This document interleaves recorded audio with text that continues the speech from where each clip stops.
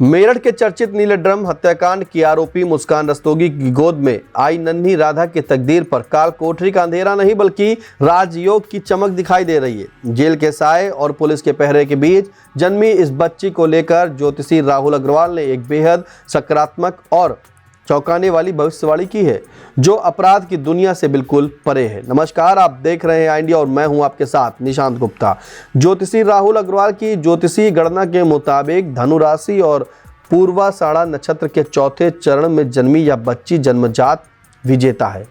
ग्रहों की चाल बताती है कि मुस्कान की यह बेटी बेहद आत्मविश्वासी और साहसी होगी, जो अपने जीवन की विषम परिस्थितियों को मात देकर संगीत, फैशन, पत्रकारिता या प्रशासनिक सेवा जैसे क्षेत्रों में ऊंचा मुकाम हासिल करेगी।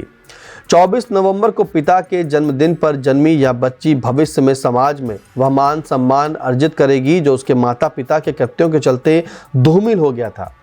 बताते चले कि मेरठ के चर्चित नीले ड्रम हत्याकांड की मुख्य आरोपी मुस्कान रस्तोगी की जिंदगी में अपराध और कालकोठरी के अंधेरे के बीच एक नन्ही किलकारी ने जन्म लिया है।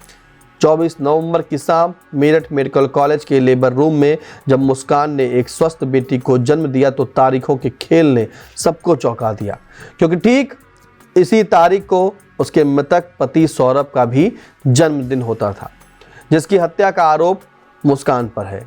एचओडी डॉक्टर सगुन के नेतृत्व में 10 डॉक्टरों की टीम ने मुस्कान की नॉर्मल डिलीवरी कराई और 2.5 किलो की इस नन्ही जान का नाम मुस्कान ने राधा रखा है।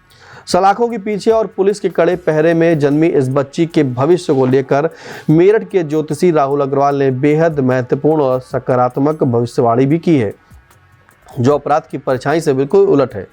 कुंडली का विश्लेषण करते हुए उन्होंने जो कहा है उसके मुताबिक धनु राशि और पूर्वाषाढ़ा नक्षत्र के चतुर्थ चरण में जन्मी यह बच्ची जन्मजात विजय योग लेकर आई है। वह बेहद आत्मविश्वासी और साहसी होगी। सितारों की गणना बताती है कि भले ही उसका जन्म जेल के साए में हुआ हो, लेकिन वह अपने जीवन में कठिन से कठिन परिस्थितियों को मात देकर बाहर निकलने की क्षमता रखेगी और रोशनी करेगी।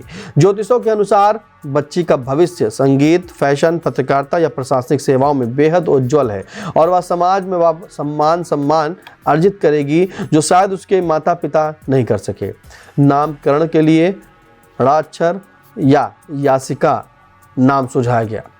अस्पताल में मुस्कान अपनी बेटी को गोद में लिए लगातार दुलारती नजर आई। जहां एक तरफ वह ममता के सागर में डूबी थी तो दूसरी तरफ उसके अकेलेपन की दास्तां भी वहां पसरी थी, क्योंकि प्रसव के दौरान ना तो उसका परिवार और ना ही ससुराल पक्ष से कोई तीमारदार वहां मौजूद था।